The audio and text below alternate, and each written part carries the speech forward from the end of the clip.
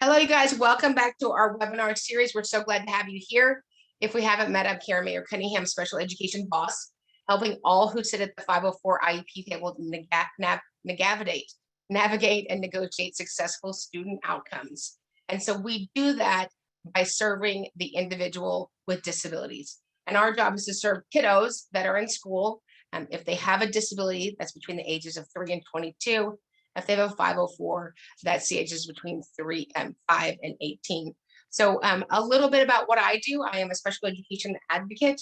I represent families in special education settings, 504 meetings, IEP meetings, filings at the state level, due process hearings, and federal filings with the U.S. Department of Education, Office of Civil Rights. We train and raise up amazing special education paid and volunteer advocates nationally and all over the globe. And we also do professional development for educational institutions and school professional development for teachers and staff. If there's anything that we can do for you or serve you, please don't hesitate to email us at admin@specialeducationboss. So our heart is one thing: successful student outcomes. When we refocus and get to that position, our kids could win. And so kind of let's talk about how we get into this very important process of getting our kids what they need at school. And so the first question we want to ask ourselves is, when did you know that something was different? Like, when did you know that something was different? And, as parents, as guardians, as aunts and uncles, we're all a little bit competitive, right? I remember saying to somebody after my first child was born, my child rolled over at 9 days. When did yours roll over? Like, that matters. I don't know if he actually rolled over or just tumbled over, right? And so we very quickly start to worry or be concerned. We've identified or suspect or have an unction, a concern that there might be a difference. And so I want you to think back about, when did you notice that there was something different? And of course, we know that because of other children that we have, or their friends or siblings or cousins. We know quickly that there's a difference in one of those areas: functionally, behaviorally, academically, right? Communicative, all of those pieces, right? They're not talking, they're not walking at the same rate, they're not picking up on cognitive skills, functional skills. And so we go to our doctor. The doctor says, you've met these milestones, you haven't met these milestones. And we start to see that right before we get to the age of 18 months, that there is a gap. And if there is a gap before the ages of 18 months, you can do an evaluation to look at early childhood intervention, which is amazing. And after that, or before that, if you still think there's a concern and you use ECI or you didn't, there are ways that we need to respond to the need. And we need to respond to the need. Waiting is a terrible plan for your child in any way. Waiting is not going to make something go away. Things don't evaporate. Things don't fix themselves on their own. So now we need to respond to the need. We need to respond to the need to see if our student is not meeting their milestones and is going to be having a gap when they get to school, when they start at 3 or when they start at kindergarten. And so the first questions we get asked all the time, the number one question we get asked in Special Education Academy is, how do we get our child tested to identify a disability? How do we get our child tested to identify a disability? And this is what we get wrong the most, which means our kiddos don't get tested. And if our kiddos don't get tested, then we don't know if there's a need or if there isn't a need, right? And testing does one of two things. Write this down. It does one of two things. It identifies or eliminates. Testing identifies or eliminates. And so we're looking to see if there's a need we can identify through formal testing, right? And so how do we get that testing? Do we send a really long letter from the United States of America, from the Congress, from the White House with all of this law in it? No, we don't need to do any of that, right? And I get that a lot of people send out those letters. They seem for me to be a little overwhelming. I am simple. I like simple. This is what you would send to the school. Dear staff, this is my formal request for my child to have special education testing. Areas of suspected disability are learning issues and attention. We look forward to coming in and signing notice and consent.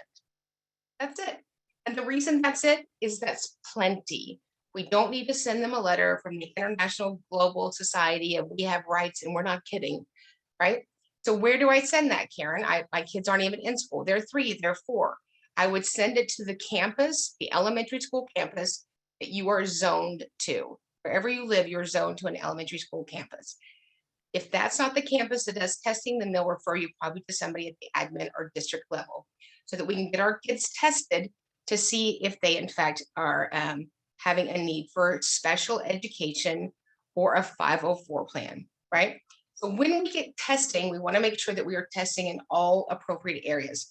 As an advocate, the most grievous thing that I see is parents who finally do get testing, and it is pitiful. Those are 3 words, I think. Pitiful. It's pitiful. I had an evaluation the other day from a wonderful young lady in Oklahoma, a full individualized evaluation. That's what we're requesting. We're always requesting initially a full individual evaluation, and she got it back. And guess how many pages long it was? Go ahead and guess. It rhymes with 6. Her full individual evaluation for her child was 6 pages long. We call that a problem, right? We're looking for a full individual evaluation. This is a great, one of my great doctors that is a leader in education in Texas. He said the F still stands for full and full evaluation, right? And so what are those areas that we're going to be requesting and the school is going to be testing? Here are some of them. Number 1, we're going to ask for a speech and language evaluation to include pragmatic. We're going to request a formal speech and language evaluation to include pragmatic. Why? Maybe your child doesn't ever stop talking. Maybe your child was like me and never stopped talking in school. However, without that baseline, I can't know if there is a need, right? Again, testing identifies and or eliminates, and we want both, right? Additionally, it gives me what? It gives me a baseline, right? When we started initial testing to see if there's an area of need, here was the baseline. The next thing, we're going to have sociological. And so that simply says, were there changes outside of school or in the home setting that might have had an impact on the student's ability to have acquisition of information, learning, and knowledge? And that could be everything from we had a hurricane, we had a flood, we went virtual, a relative moved in, a relative moved out, brother went off to college, somebody was deployed, somebody passed away, we got a pet, we lost a pet. All of those things may have an impact on your child's ability to have a good acquisition and retention of information. Next, we're going to look at medical and physical. Medical and physical. And so, is there a need that's medical and physical? Is there a need that's already being addressed? Right? Next, we're going to look at cognition, your cognitive abilities, your brain skills, right? We're going to ask for a full cognitive evaluation to include all 7 Gs. And that's simply areas of processing, brain skills, right? And we want all 7 of them. Why? Because the schools are allowed to do a cognitive profile, cognitive evaluation with less of those processes, those Gs. I want all 7 to make sure that we haven't missed anything. We haven't missed a specific learning disability, and we haven't missed an area that might not even rise to the level of eligibility, but it's a low number and the impact is there, right? Next, I'm going to look at adaptive behavior. Adaptive behavior, a short version is simply how much do I look like my same aged peers? And that could be from communication, leisure skills, living, activities, functional language, academics, all of those pieces, right? Next, we're going to look at formal achievement. So your cognition is how your brain works, your brain skills, right? Your achievement is what I can produce, right? So I always call my cognition, this is just the Karen version, your file cabinet. It is your file cabinet. It's how you work. It's how you store things and how everything works. Achievement is what I can get out of my file cabinet, right? We assume that those numbers, if there is no deficit, are going to be commensurate, right? And so often we find when we do those 2 evaluations, a formal cognitive evaluation with all 7 Gs and then formal achievement, we find a discrepancy. We could find something that is not expected. And so achievement is going to cover reading, it's going to cover math, and it's going to cover written expression. And while some states do not require their districts, counties, local education agencies to do cognition. I certainly am going to ask for both of them. Without that, both pieces, we are missing the complete picture to make an informed decision. So make sure that you ask for both of those. Next, we're going to ask for a full psychological evaluation. And let me just caution you here, a lot of parents get tripped up in this place. So a full psychological evaluation, that sounds kind of like scary and overwhelming. We all are impacted by our emotions and behavior, correct? And so sometimes when the evaluator is gathering information to look at evaluation for a kiddo, that evaluator might say to the parents, does your child have any behavior needs? Your child have any behavior needs? Or they'll say things like, has your child been to the office? So if going to the office qualified you for special education, I would have had an IEP, right? Have they been written up? And so we want to move away from that, right? We want to ask a different question. We all have behaviors. A behavior that I have is I talk with my hands. If I couldn't talk with my hands, there would be a lot less, right? That's a behavior that I have. So we don't think of it as misbehaving or bad behavior or good behavior. We just have behaviors, and right? So we're looking in that psychological piece. Do you have emotionality, behaviors that are impacting you and your ability to access the general ed curriculum? I'm going to ask for a full formal psychological evaluation, a full formal psychological evaluation. I'm going to possibly ask for rating scales. I might be asking for an FBA, functional behavior assessment, which then may or may not give birth to a behavior intervention plan. I might be asking for counseling as a related service. I might be asking for psych services. And so there's a lot that goes in there. We all have emotions, we all have behaviors, and they may impact the student's ability to access the general education curriculum. Next, we're going to look at related and instructional services. So usually when a parent goes and gets an initial evaluation and they don't have representation, and certainly if you're going to be a parent that is or a guardian that's going to need to look at the need or access special education, I would greatly implore you to take someone with you, right? A friend, a calm friend, somebody that can listen to the information that you're receiving at the same time and help you have a second set of understanding. It's a lot of information. It can feel overwhelming. It can feel sometimes shameful, which it's not. And it can feel very hard to make these decisions in a very small amount of time. These are legal decisions that are going to impact your child's future, right? So our children, most of them will live another 50, 60, 70 years after they graduate high school. So looking at the need for specially designed instruction, which is special education, or 504 plan might be the one thing that changes those student outcomes and helps them be a successful adult that has gainful employment, independent living, and further education. And so that's what we want for all kiddos in public school. All right, so we do the evaluation. Some of those related services might be, this is not an exhaustive list, but they might need VI services. And those are students that have a visual impairment. That might be DHH services, deaf and hard of hearing, itinerant services. There might be audiological services. There could be music therapy, speech therapy, physical therapy, music therapy, orientation and mobility, assistive technology, and there are many more. And so we want to make sure that we're addressing that which we know might be a possibility when we're asking for this full individualized evaluation. There will be many people that help you in this evaluation process. The school has 45 to 60 days, school days to complete the evaluation from the date of receipt of signature from you, that you have been informed in your native language, that you understand what was presented to you, you give your consent, you understand that your consent is revocable. However, if you revoke your consent, any assessments that have been done will become part of the student's cumulative folder and cannot be taken away.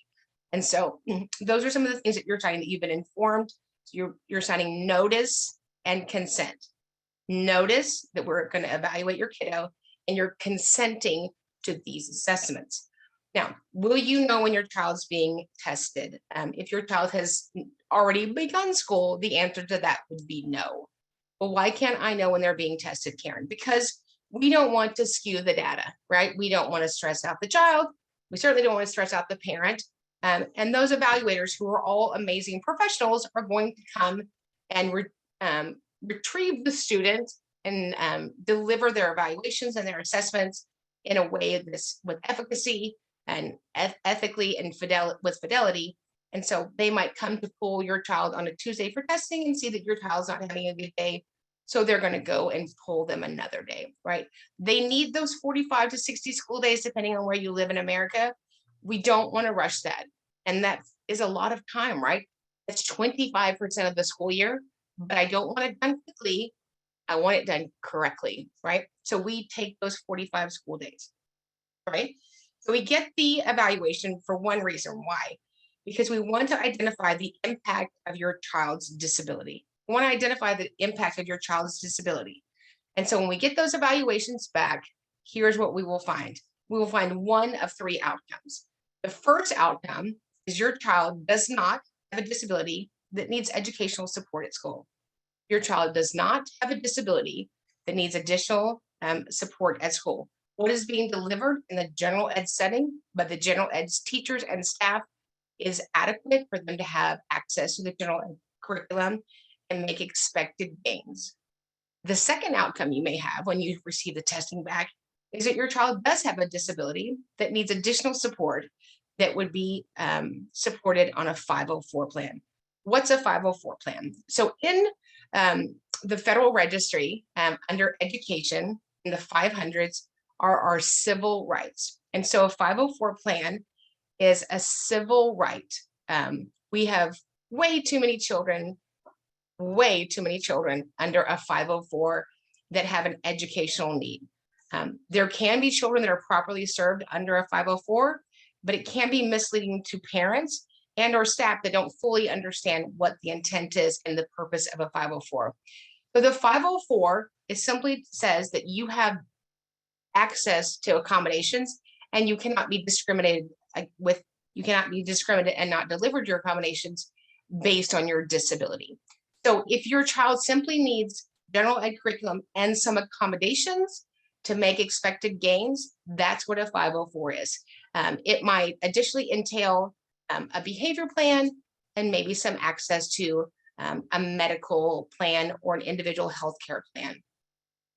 I've been doing this for about 25 years. I can count on less than one hand any kiddo that didn't need an IEP, an individualized education program. But there are some kids that simply need a 504 plan. And some of those kiddos that fall into that category would be kiddos that just need general education dyslexia. And currently you need a 504 plan or an IEP to have access to dyslexia. And so that might be where you fall. The outcome number two, you do have a disability that affects you in a major life area, and you need additional support at school through accommodations. The third outcome that you might have is that your child does have a disability that needs additional support at school that's best served through an IEP. And so let's kind of unpack that. That is sort of my space. That's what 99.99999% of kiddos that I serve need. And what does that mean? I have a disability, and based on the impact of that disability, I'm in need of SDI, specially designed instruction, just special education. And all that simply means is I'm going to need additional teacher or staff or service providers to provide another layer of support and or education, right? And so let's talk about how we develop an individualized education program. And before we get to the development of that, really, you might be offered both, right? At the end of your evaluation, they might say, you know what, Sally, here's your child's evaluation. We've certainly identified a disability or disabilities. You could choose 504 or choose IEP. And so how do I choose, Karen? How you choose is based on the acuity and impact of your student's unique circumstances, right? The acuity of the impact of their disability. Does my student need goals? Do we need to measure something? Does he need support from another staff member?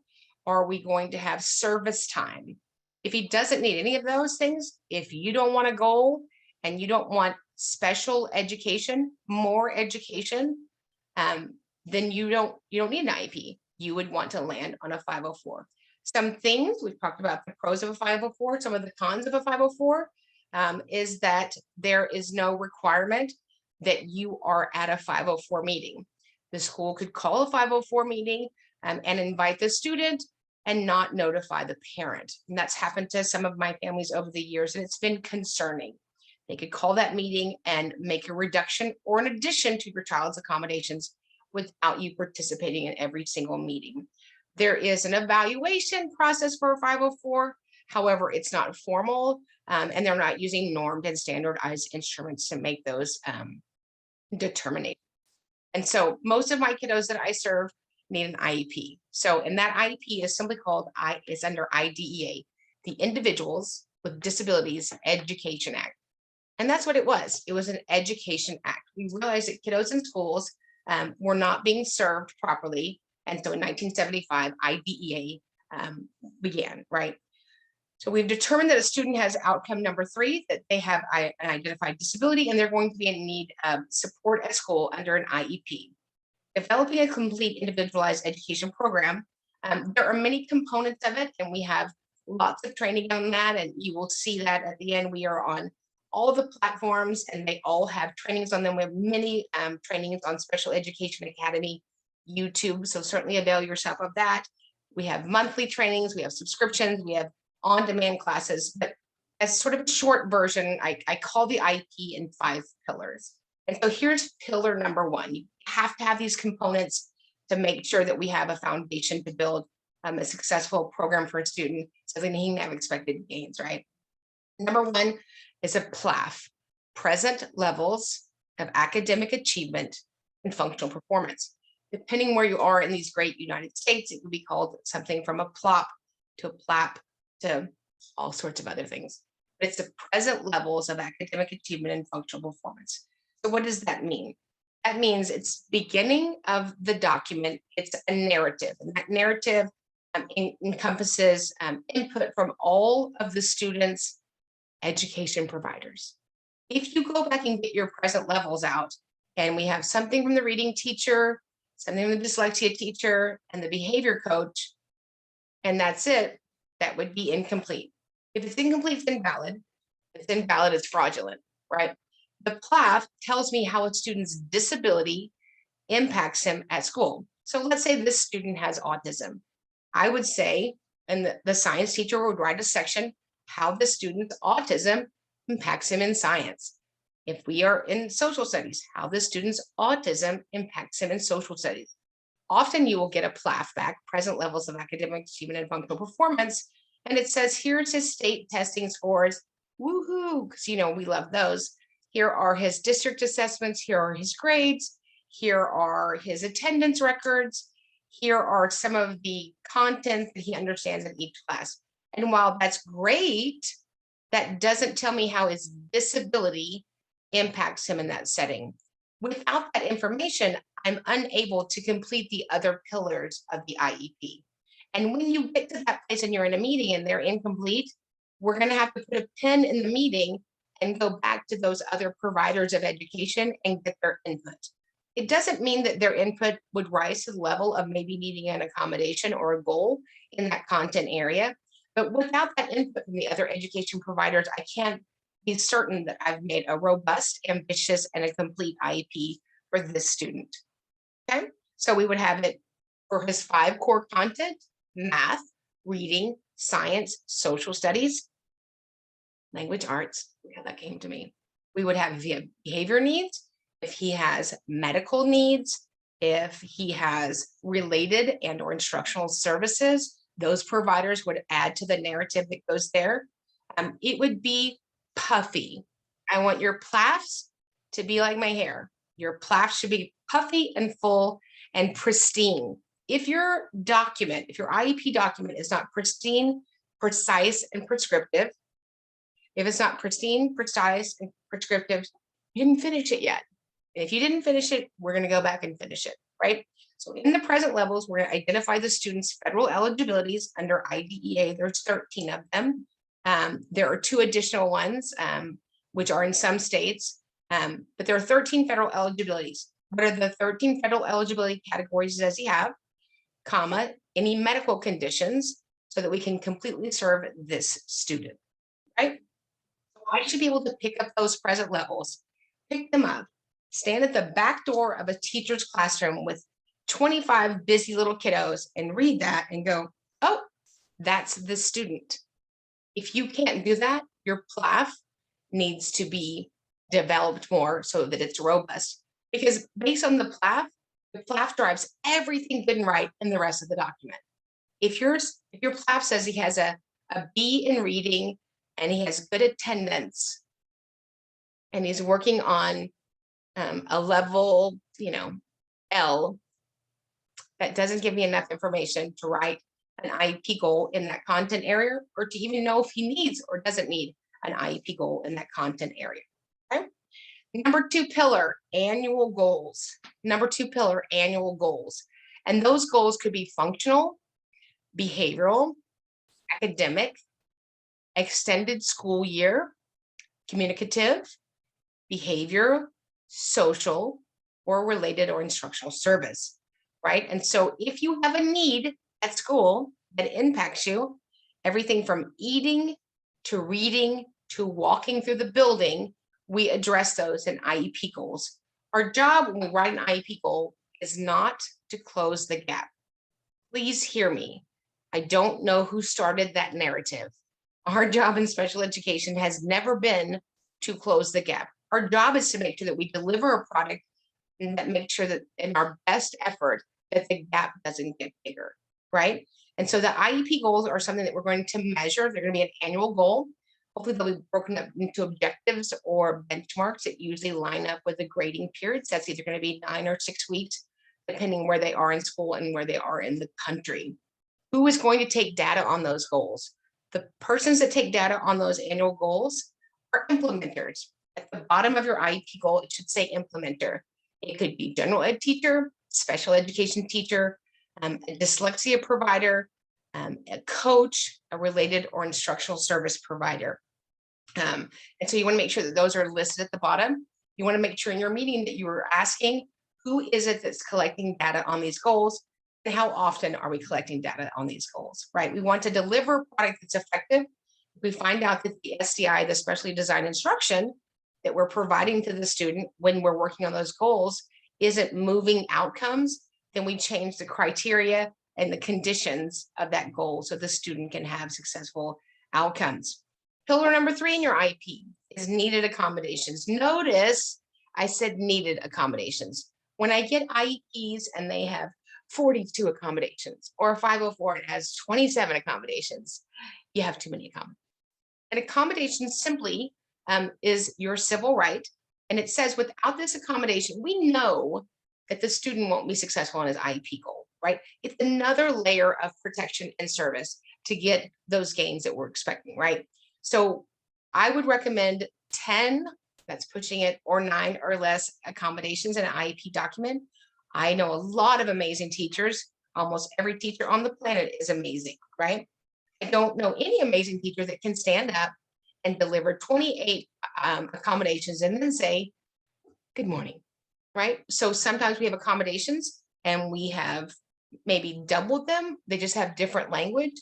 Maybe we can combine them, but we just need the ones that are specific to the child's unique circumstances and based on the impact of their disability.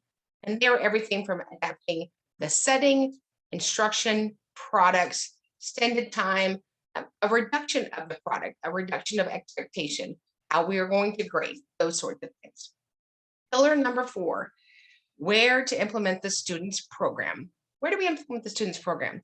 Here's the good news. Special ed is not a location. Write that down. Special education is not a location. It's a service.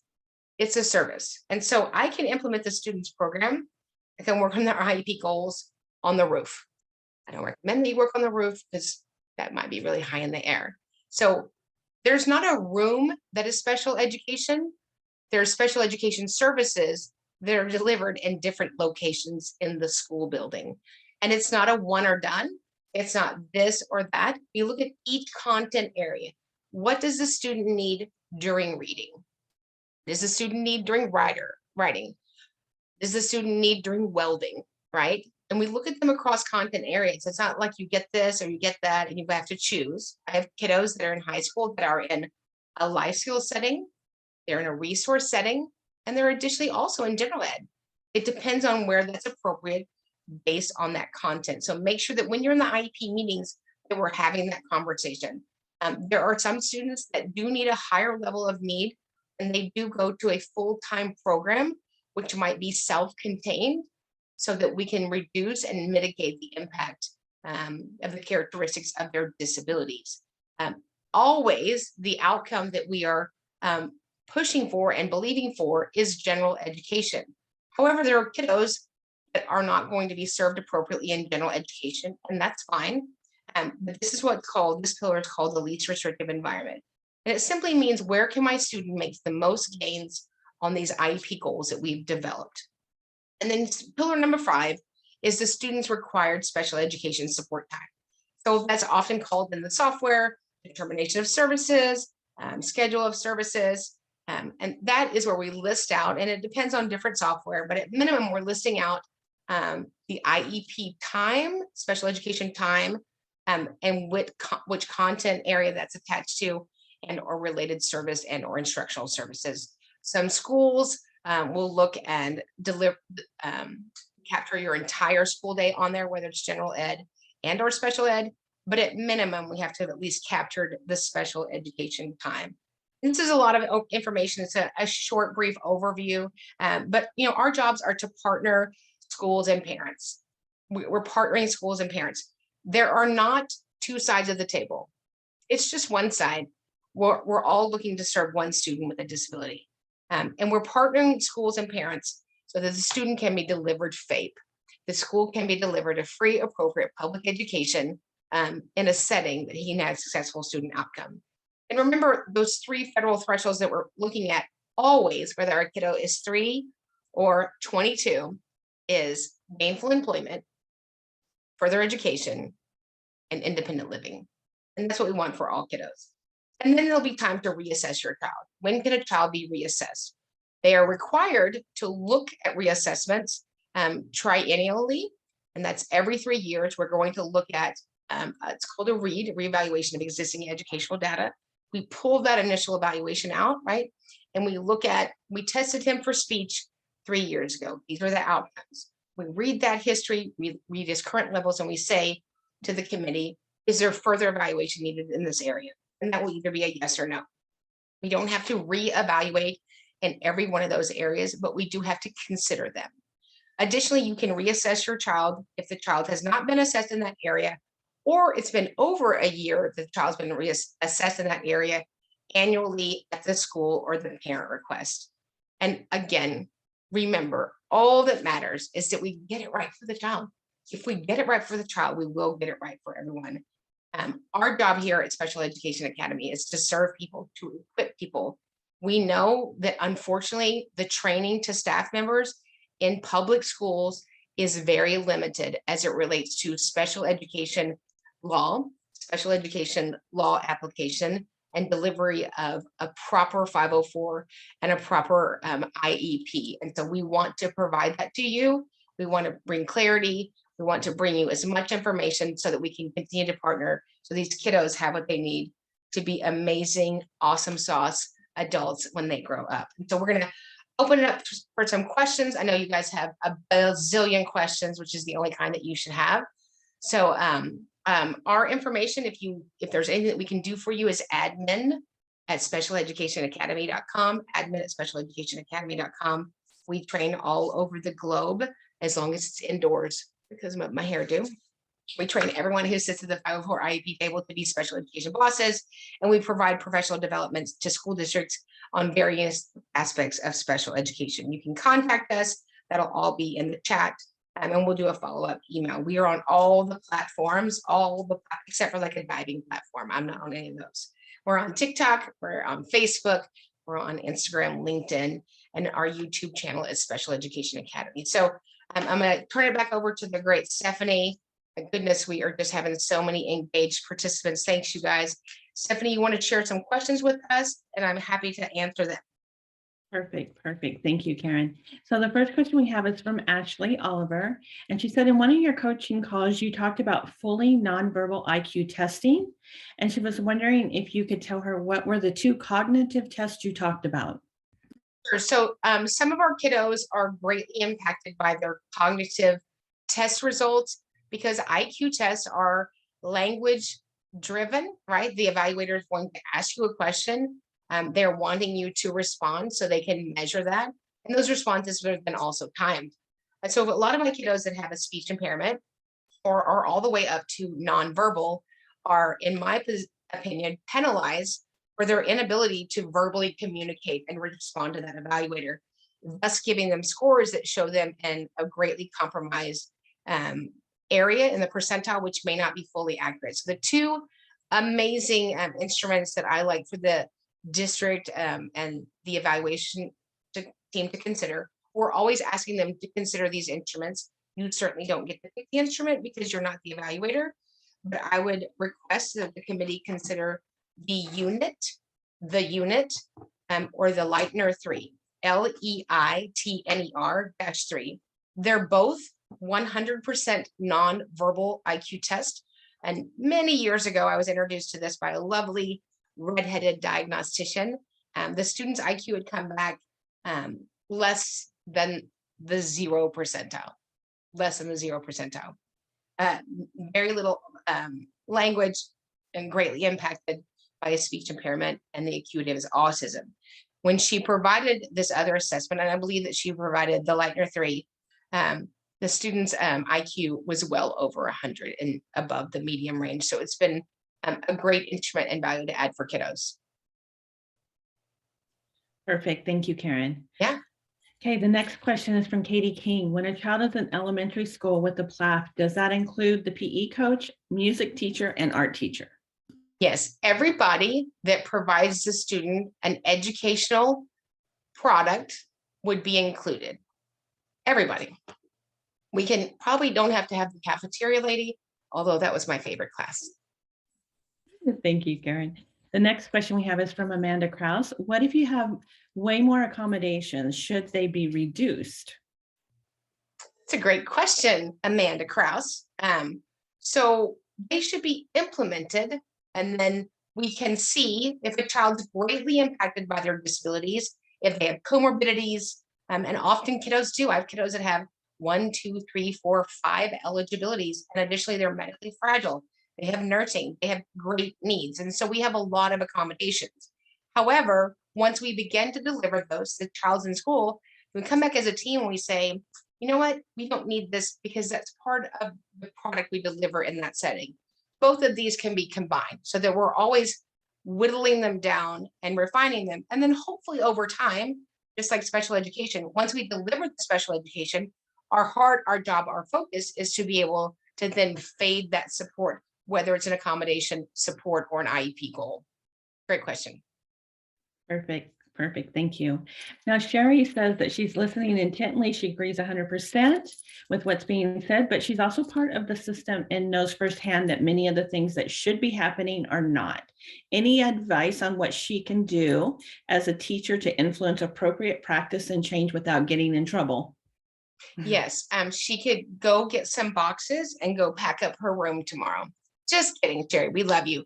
Unfortunately, isn't that sad? And isn't it true, right?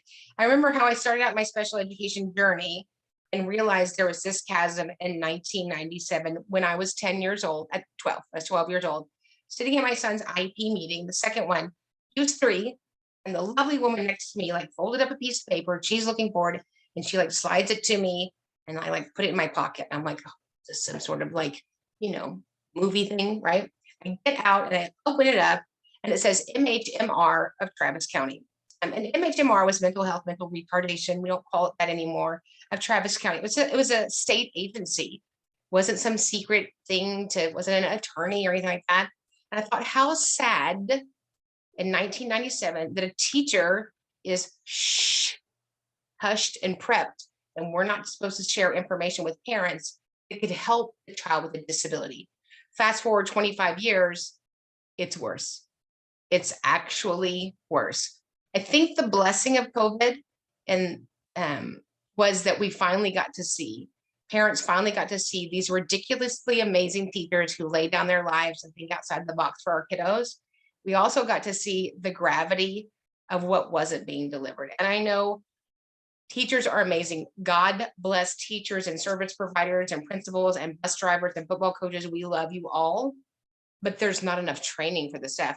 When I talk to school districts, their staff is trained 30 minutes a year on special education, maybe 30 minutes, right? And I know more than anybody at the school, teachers want their kiddos to win. It's unfortunate, it's offensive, and it's grievous that that setting is that way.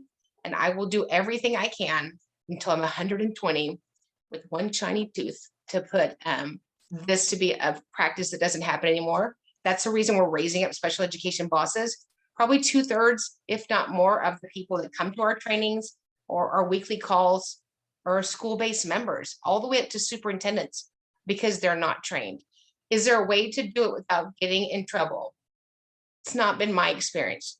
So, one of the things that I have on one of my 500 posts that I was to do a TikTok about was, whatever you do, don't tell anyone I told you this. And that's so sad that we live in America. You would never think that was even a thing. But there are people that have decided now that they're not able to help special education kiddos to their ability, and they are leaving. And when they leave, we would love the opportunity to train you to be an amazing special education advocate to help kiddos from the outside. If the parent knows that the product's not being delivered with fidelity and efficacy, then we want you to complain. We want you to complain in a way that's effective and formal. I love to roll around and flop on the floor, although it messes up my hairdo. And I get that. But really, at the end of the day, most people sit around and visit and gripe and chat in the football stands and at the coffee shop, but nobody formally complains. Nobody formally exercises their legal right to address an area of need through the dispute process. And so Dr. Justin Porter, who's the amazing special education director in Texas, the greatest state in the whole world, right? But we rank 50th in special education delivery services. And, I want to turn that around. I want every state to rank #1. And part of that reason is because of the percentage of the budget that we spend on special education. But the truth is, people don't formally complain. People don't want to put their name on something. And I understand that for a number of reasons. One, they don't know how to formally complain. We have a 6-part series on YouTube that you can go and watch right now on Special Education Academy YouTube of the 6 options for complaining appropriately. We want to complain effectively. We want the right ears that can make change and write checks to hear our area of need. But if there's not people complaining in numbers over the same area of need, there's not going to be change. So that's my heart, is that we bring these to the forefront so that we can do 2 things, so that we can equip and staff teachers, and we can have kiddos that make meaningful progress on their IEP or 504. It's a great question. Thank you, Karen. Okay, the next one we have is anything to do about the ARD removing a BIP during a MDR. ARD, BIP, MDR, that's like a rap song, yo. So ARD is a fancy word for admission, review, and dismissal. Only in Texas do we say that, because heaven forbid we would say the same thing. So everywhere else it's called an IEP meeting, an IEP, right? So removing a behavior intervention plan during an MDR, let me unpack that. So an MDR is a manifestation determination resolution meeting. That means a child with a disability has had an act that requires a response by administration that requires consideration of discipline. Around that, we are to have an MDR meeting to look and see and ask this 2 questions to the committee. One, was the student's behavior intervention plan not implemented with fidelity? And or number 2, was this behavior a result of the student's disability? Not did it already happen, but is it reasonable to assume that this student's action is very much a probability that's a result of their disability? And so do we remove the BIP during the MDR? We do not remove it. However, at the conclusion of the MDR, like 1 second later, we then open up an IEP meeting or an ARD meeting, and we sign notice and consent because we have to have a new FBA, a new functional behavior assessment, to look at a new BIP. Because obviously, and probably the BIP, the behavior intervention plan that we had, didn't mitigate the students' disability in their area of need around behavior, which has a high probability of why this may have been caused. But no, we don't remove stuff during an MDR. Perfect, thank you. Okay, Marissa asked, tell us about expressive receptive language disorders and assessing, please. Wow, Marissa, that's super fancy. So I am not a speech language pathologist, God bless them all, but a speech language pathologist would evaluate in all of the speech and language consideration areas to include pragmatic. And if those numbers in those areas are outside of the normed range or so far off the deviation from what is average, then they would meet eligibility for those sections of speech. There's many areas of speech: articulation, fluency, expressive language, pragmatic, and many more, voice, right? And then based on that determination of that area of need under a speech eligibility, then we would talk about IEP goals and service times around that. Here we have an anonymous attendee asked, what are the 7 Gs that were referenced? I knew you were going to ask me that. 7 Gs. So they are the big G, little g, the OG. I'm just kidding. So the 7 Gs are, I don't have them in front of me, but I can get them to you. They're called brain skills, and I would want to give you them correctly. But they are everything from, not limited to, auditory processing, fluid reasoning, visual spatial, processing speed, short-term memory, long-term retrieval, long-term storage, and something that I'm not remembering, but we are happy. If you want to email us, we will get you that. GC, Jerry Jeter, I'm not smart enough to know what GC means. But we can get you that. We have a great PDF on crystallized intelligence. Yay, I knew that. I was going to say that, crystallized intelligence, right? And so we're happy to get you. We have a handout on it because you want to make sure that you're testing those 7 Gs. Why do I want all 7 Gs? Because without all of them, I might be missing an area of eligibility. I might also be missing an area of deficit that doesn't rise to the level of an eligibility, but that would give me information and understanding why a student performs or doesn't perform successfully in an academic expectation. Okay. And then another one for clarification, did Karen say that special education is not to close the gap, just to make sure it does not get bigger? I said it. We're going to have a shirt that says, I'm not here to close the gap. Just kidding. No, special education is not to close the gap. I don't know who said that. And it gives parents false hope, and it puts undue onus and responsibility on educators. If you have a disability, you have a disability. Our job in special education is to do one thing: teach a child strategies to self-manage that disability. Does it appear that when we deliver and teach good strategies that the gap is closed? I think that it appears that the impact of the disability is lessened. But for instance, if you have a specific learning disability in math calculation, and you are 2 years behind academically, and certainly I could be wrong, I've been wrong before, it's not been my experience that that gap gets smaller, but we teach that child strategies to self-manage that. So maybe when that child's identified, they're 2 years behind academically in math. It's my experience that that gap is the same. It's also my experience that possibly when we reevaluate later, a few years later, that those percentiles in those areas are even lower.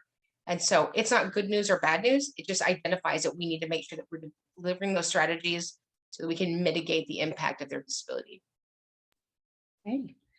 What should we do after our IEP? I reviewed everything and I want to add some details. Okay. So what do we do after the meeting's over? So if you want to add some details, starting at the end of the IEP meeting, I would make a Word document or our list of areas of need and send it back to whoever was the case manager, the IEP or ARD facilitator, whoever was leading your meeting, and say, these are our areas that we feel are incomplete and need to be addressed, and please attach these to the deliberations. If you feel you need to have another IEP meeting, then certainly do that. You are welcome to call an IEP meeting at any time to address areas of need or change that need to happen in the actual paperwork. If you have something that needs to be addressed that doesn't require convening the whole committee, then certainly do that. I certainly am here to equip my families that I serve. You don't need to have me at every meeting. I need to have me at annual meetings for sure. But there are many times during the year that I just need mom to meet with the VI teacher and O&M. We do not have to gather a whole IEP ARD team together. And those are just conferences based on certain specificity that's happening with that student. But if you need to address and possibly change or add something to the paperwork, then that's when you convene an IEP meeting. Perfect. Okay, the next question is from Diane. When psychological testing occurs, does the school psychological use the most recent version edition of the test? How often do audits occur to make sure the materials are current? We all know how schools love to use antique materials. You guys are really good with your questions. So that's a fantastic question. We just finished a 2-day intensive.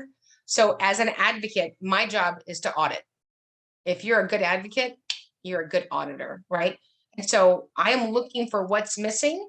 And so when I look and a child has been assessed in an area because I know about the instruments that they use, I would like for them to use the most current evaluation. However, there are countless evaluations. I'm not expecting every school district to buy every evaluation product or pay for those protocols. So when you look at the evaluation, so Billy Smith was tested using the Castle. You can go into a thing called the interweb, we call it Google, and type in Castle. It will come up on whoever produced that product. It will tell you what it's for. It's normed for these ages, and it might stop it. And I'm not specifically talking about the Castle, but an instrument might be used from 2 to 10. So if your child's 12 and they use that instrument, it was what we would call an invalid instrument. So I audit every IEP document, FIIE, read evaluation that I receive. So you should be doing that. So if you have any concerns that an evaluation was inappropriate, you need to go and see if it's normed for this age and for those conditions. Question. Okay, the next one is from Tara. How many hours of testing total is average, and how long should we be looking for the report to be? How many hours of testing? I don't know how many hours. As we would say in Texas, a whole bunch. I don't know. I'm not a tester. I just test the limits. So I don't know, depending on how old the student is, if they're being delivered a cognitive profile from a diagnostician that's using the Woodcock-Johnson 4, those cognitive achievement tests take hours. If you're an LSSP, an LCP, an LPC, I feel like I'm doing a rap song right now, a social worker, and you're evaluating a child in emotional behavioral need, it might be hours depending on the impact. If you're going in the home, if you're going across settings, if you're meeting with the student, if you're meeting with teachers, if you're meeting with parents. So I don't know how long the testing hours take. Once the evaluation is complete, which is a legal requirement within 45 or 60 school days, within 30 paper days of that, you are required legally to sit down and have an IEP or ARD meeting and to look at see if there's a new need, if the child is in need of starting initial provision of services, and or if the child needs to be D&Q does not qualify. So once the evaluation is complete, I request that the school district county send the parent an electronic copy so that we can review it together, myself and my client. Certainly you want it ahead of time. I don't go into meetings that I'm not prepped and prepared. And so make sure that you do that. Yes, Jenny Skiba, we will talk soon. If Jenny, if you will send me an email at Karen@specialeducationboss.com, that would be awesome. Sorry, I was sidebarring. See how I did that there? But I want those evaluators to do it with fidelity and take their time. What I don't want is to get back an evaluation that says informal, informal, informal, informal, because I'm going to be unhappy. Not good when I'm unhappy, because what we did was something sloppy that the parents didn't agree on. If they ask for formal and the school does informal, that's punitive to the student with the possible disability.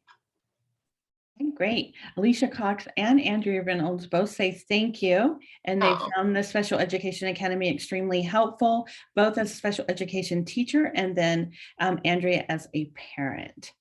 Next question is from, I believe, Jeannie. For a pragmatic language for a new diagnosis for autism, what do you think is reasonable for speech for a middle school student? So I think what she's asking is what is reasonable for time. So we'll back that up and say, I believe an appropriate implementation of time for speech services for a student in a public school, in elementary school, is 2 sessions a week, not to exceed 30 minutes a session. That's just my take on it. If a kiddo is just Arctic, I might have spurts, right? I might have his 30 minutes in 10-minute spurts. But I have a lot of clients that would like 3, 4, 5, 6, 97 sessions a week. That's not appropriate. And the reason it's not appropriate is because we have 3 models going, right? We have a medical model, a therapeutic model, and an educational model. They don't always play nice together. Certainly understand if the medical model recommends more speech. Certainly understand if the therapeutic model recommends more speech. However, when we're looking at an educational setting, this much pie is the student, right? So if I'm choosing as a committee to consider removing the student from class for a related and or instructional service, and speech would be one of those, then 2 things are in play: meaningful benefit and harmful effect. And they're always both in play in special education, right? And so we're trying to calibrate what is the appropriate meaningful benefit. We know that the harmful effects are always in play, but we believe the meaningful benefit will outweigh any potential harmful effects. So let me just jump in right here. What is your opinion about speech paths having an indirect week? So indirect is fantastic if you're not the child with a disability. If you're the child with a disability, we'll take our services direct. How much indirect you want to do with the staff, certainly up to you. The indirect is to support the staff after you've delivered that service to the student so that you can transfer that information as the professional provider of that service to the staff that wasn't in those sessions. But certainly, as it relates to an eligibility of speech, which is an actual eligibility with a confirmed attachment of services by a service provider, we're going to happily receive direct services, and never, in my opinion, would consult services be more time than direct services for a student with a disability. Good questions. You guys are so smart. Okay, a question over here. It says, what do you do if you work in the school and know someone isn't following the IEP or the BIP? So you either, yeah, so what do we do? You know, really, we do whatever we can live with, right? I certainly understand if doing something, addressing that is going to impact your ability to have a job there. Certainly wouldn't tell you to do that. But I think teachers see that often. Probably 20% of my clients that I serve are actually school-based members. And, you know, as somebody that works anywhere, it's hard to see another employee not doing their job. The difference is this is impacting a child's destiny, where they may live, and their ability to function as an adult. And so for me, if I saw that and it was ongoing and I was able to share it with my leadership and there was no movement, I might have to consider if I was in the right vocation. Perfect, thank you. Okay, I think we have time for one more. We have time for as many more as they want. That's fine. Yeah. Okay, is there a way to access the autism supplement if a new FIE removes the autism designation of the kid? So in Texas, we have a great supplement called the AU supplement, the autism supplement, which addresses kiddos that we know that a child with autism. We're going to address 11 areas of specificity. Is fantastic. You guys should pull it up. Any child with any disability in Texas could have the AU supplement without the AU eligibility. That's not a rock to die on. So that's certainly allowable under TEA, Texas Education Agency. Okay, thank you. Lauren says that her local school just voted to separate from the county and will become a city school beginning this coming year. They acknowledge the importance of hiring a quality special education staff, but can you think of anything in particular that she should ask for or make sure they have? Okay, so $1 million in small bills. So, you know, I think that the first thing that we need to have is education. We've got to educate school members on 504 and IDEA. It is completely offensive and unacceptable that we have education requirements for principals. We have additional education requirements for evaluators. We have different education requirements for service providers, for coaches, for AP teachers, for all sorts of people.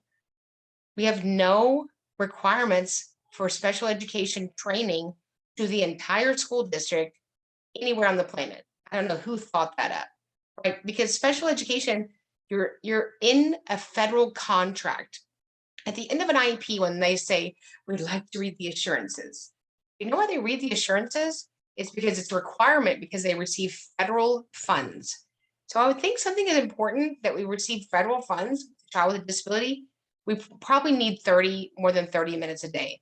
So the thing that I would ask your district, your superintendent, is why is there such a chasm in the minutes of instruction that's delivered from the district to its own providers of education to children with disabilities? That would be my first question. Great. Okay, next question, Sarah Bartley. What do you tell parents who are nervous to make a formal complaint because they are worried it will negatively impact the relationship with their district and there will be retaliation on their child and or family? Right. So it's not been my experience that there's often retaliation to the family or child. I'm not saying that it's never been my experience. It's rarely happened in the thousands of families that I've served over decades. If you're afraid to do that, then don't do it. I wouldn't do something that you're afraid to do. I'm certainly not here to bring more fear and angst and concern to parents of children with disabilities. They have enough to say grace over.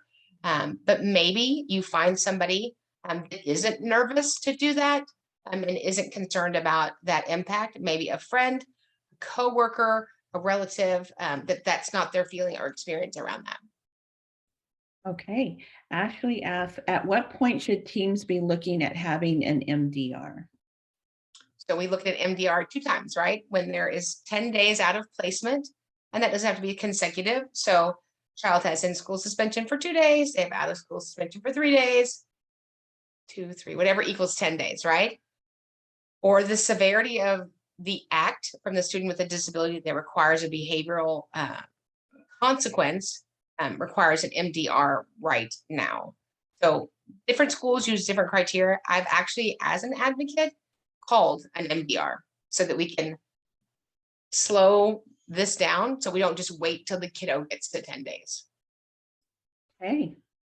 Marissa asks, for a kiddo with Down syndrome, do you often ask that subsets of cognitive testing are or not totaled for IQ score? So you can't ask that subtests or subsets are not totaled.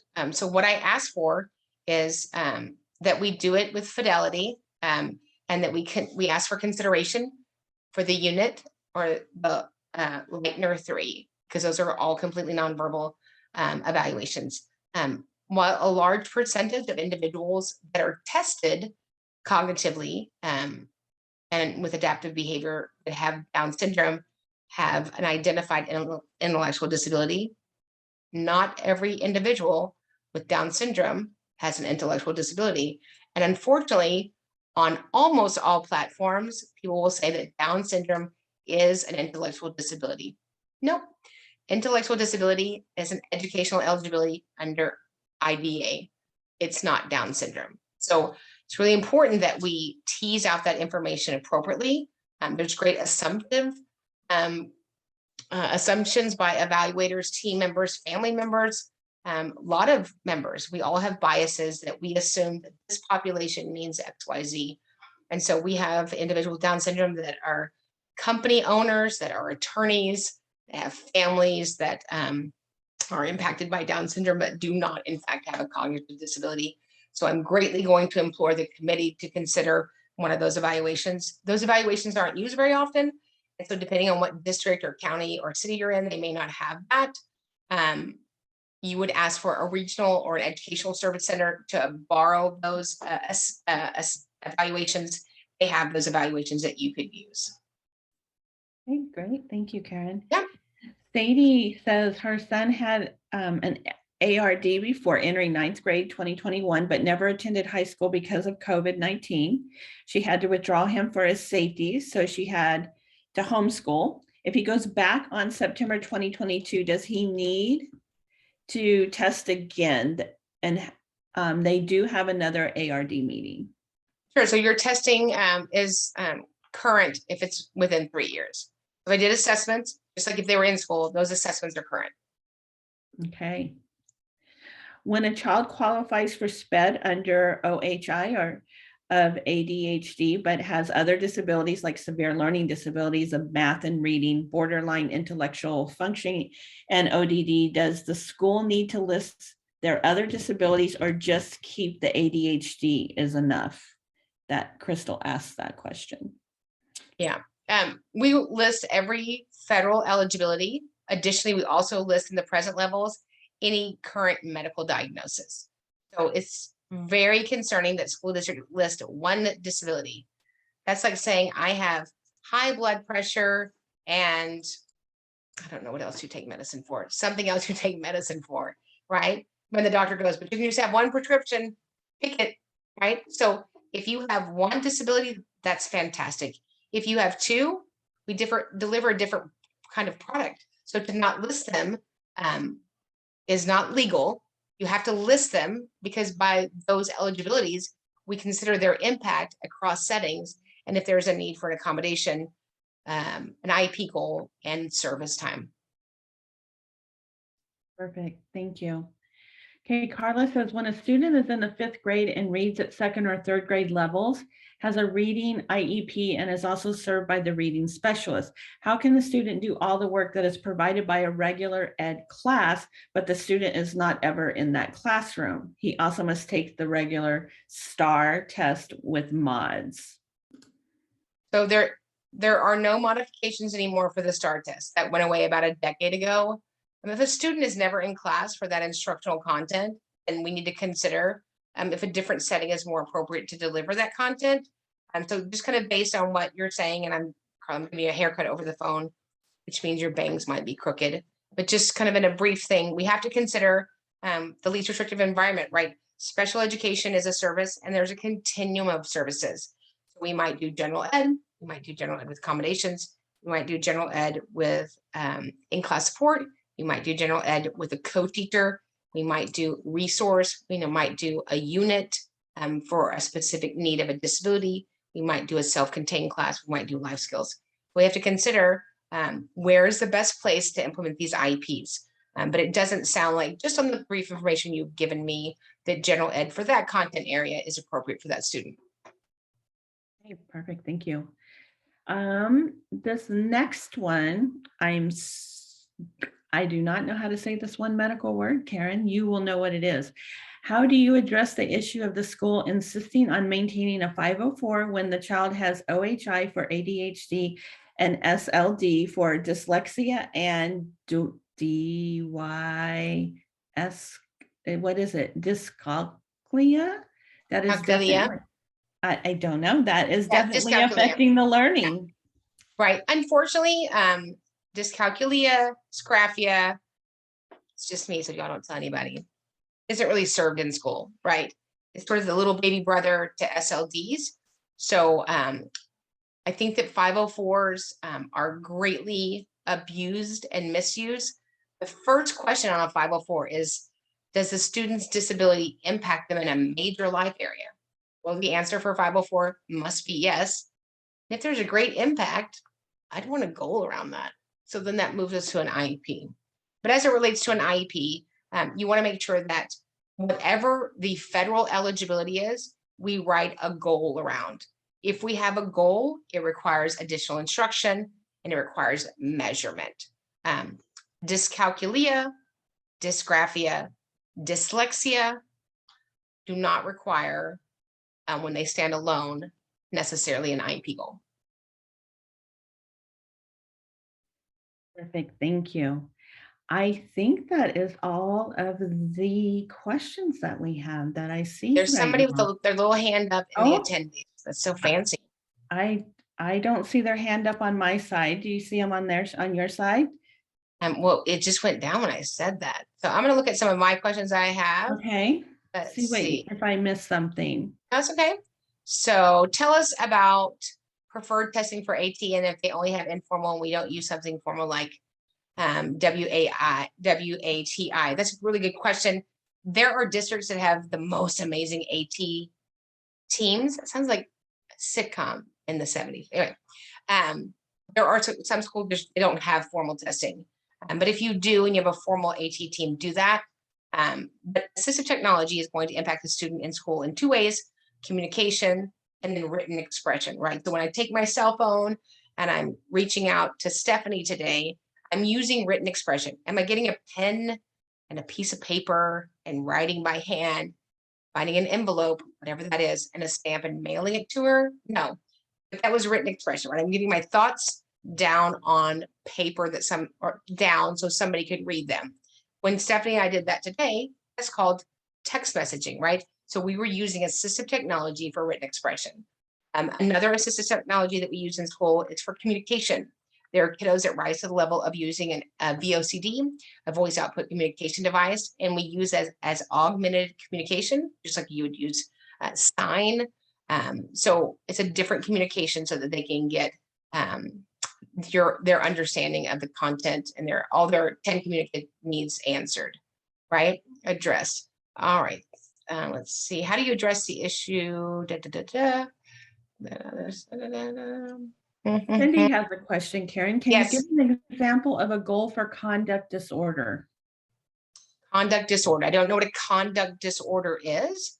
But a goal around behavior is, what does that behavior look like and how do we mitigate it, right? So a conduct disorder, right, if that's in the DSM-5 criteria, what is that characteristic of it? When you look at the evaluation, whether it's from a doctor, a psychologist, psychiatrist, or an FIE from the school, we'll have those assessments. And at the very end, as we're addressing each area, there'll be recommendations. Based on the recommendations from the evaluator, we can make a goal out of those recommendations. I think sometimes schools don't know how to segue that bridge, but that's how you would make that goal based on the impact of that conduct disorder. Thank you. And Carrie just submitted one too. Did you find one that you like?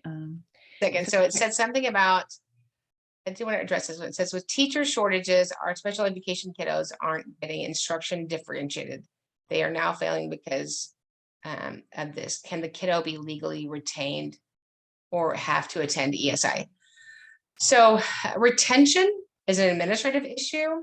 I believe that retention is an appropriate consideration only in kindergarten and first grade. And that's a very important consideration for the family. It's family's decision, right? You can't require anybody to go to ESY. But certainly I would appeal that or fight that if that's not something that you feel that's appropriate. And you fight that by sending a formal state complaint that this is the reason that my student didn't make expected gains. I did see something from the Great South Lake. So speech, would you do assessment? They only have informal. South Lake Carroll, speech to text or text to speech type stuff, not AAC. Sure. So I would still do a formal AT evaluation because there are so many extensions, right? On Chrome, there are so many components of assistive technology that help all of us. Like my friend Grammarly that says I can't write a good sentence, right? So there's Speechify, there's Co-Writer, there's Snap and Read, so many things that lift that burden of that education. So yes, I would still have an AT for that. My son was evaluated for AT and communication. I'm so good with this. Let's see. They only recommended low mid-tech communication. They didn't approve him for a voice output device because they said he didn't show any interest on the device during the evaluation. If you talked to your child for a couple of days and they didn't talk back, would you give up on that? So an appropriate time to trial, we trialed communication devices. First, you have to feature match, right? And then we trial them. And it's somewhere between 6 and 8 weeks. We don't just go, do you like that? Right? If a child hasn't been using that type of communication, why does he have to show interest? Do I have to show interest of me teaching you Spanish? No, do I have to show interest in I'm talking to you? Do you keep talking to a child? It takes years to develop language. A voice out communication device is language. It's your voice. So Dr. Deanna Lennick is the premier VOCD specialist. She has a website called languagethrough.aac.org. languagethrough.aac.org. She has trainings. She teaches all the educational service centers. She's an international trainer, so I would certainly avail yourself of her content. Let's see. My son was evaluated for AT for communication. He was nonverbal. He's not approved for a voice output device. Yes. Oh, yes. Alicia says, I can write you one. Tell me the conduct disorder. That's funny. Does a parent need to get a diagnosis from a medical doctor if they have one from a psychologist? No, that would both cover it. Let's see. There's one that says to qualify for OHI, no interest. There are different devices, different motor plans, trial find to match. Yes. Qualify for OHI. I don't see that the whole question. So OHI is another health impairment. It's a medical condition that is acute and expected to impact the individual for a lifetime and may be treated with medicine. So that is OHI. So thanks you guys for participating tonight. Thank you, Stephanie, for always being a great host. Thank you for bearing with us as we found out that Stephanie and I will not be teaching professional AT in the near future, but we certainly are excited about ongoing webinar series. We want to train you in that which is not available at your location or parents or anybody in the educational space. We thank you for your time. You can reach us at admin at Special Education Academy. We have countless education and training opportunities on specialeducationacademy.com. And remember that when we get it right for the child, we get it right for everybody. And we'll see you guys in the next training.